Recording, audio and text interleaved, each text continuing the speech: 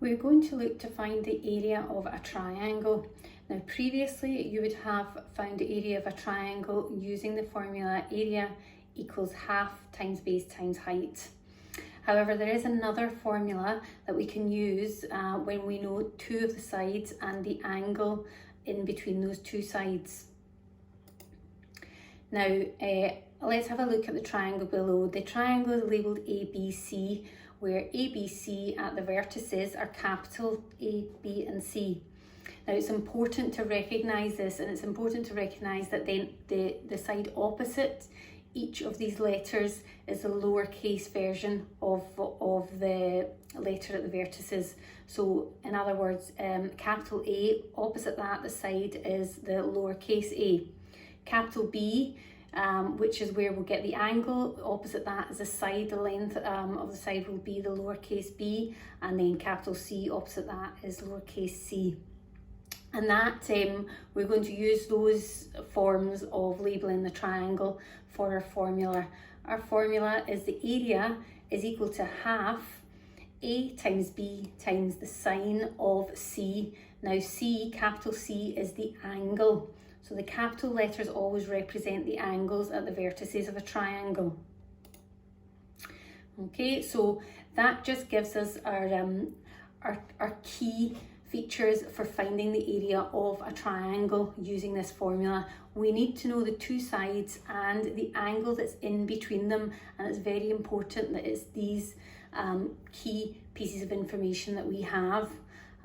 We can't use the angle opposite a side to find the area. It has to be the two sides and the angle between them. So let's look at that in practice with an example.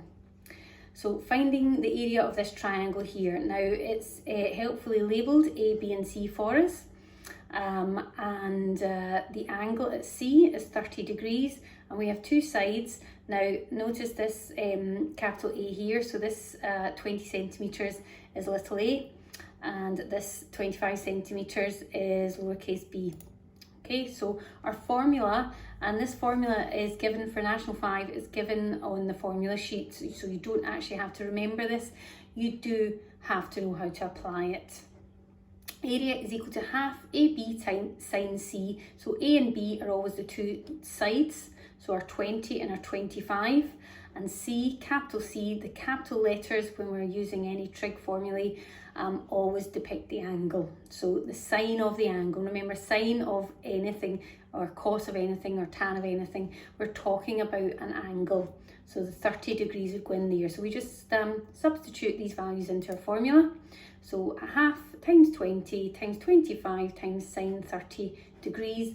And when we put all that in, we get the area is 125 centimetres squared. Now it's important that we have our units there.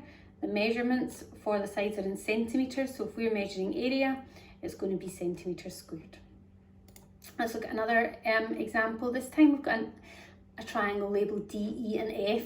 So although the formula is given to you in terms of A, B and C, you need to know how to apply it when the letters in your triangle are different, and the way that I would suggest approaching that is always looking for your two sides and your angle between them.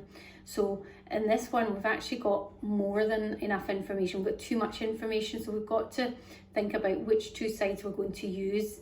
The angle is here, so it's these two sides, the 8 and the 10, that will be used in our formula.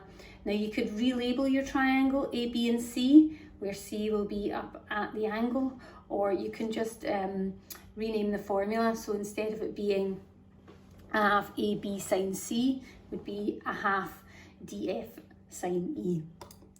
Okay, so if we put that in, we've got these values here. I suggest just recognising that it is our two sides and an angle between them, rather than having to constantly label your formula. So a half times 8 times 10 times sine 60, and you can do that whole thing in your calculator rather than having to do it in two stages. So going from here to our answer to 2 decimal places is 34.64, and again centimetres, so centimetres squared is our units to be used in the answer for area. So that is how to use the formula for area of a triangle when you have your two sides and your included angle or your angle between them.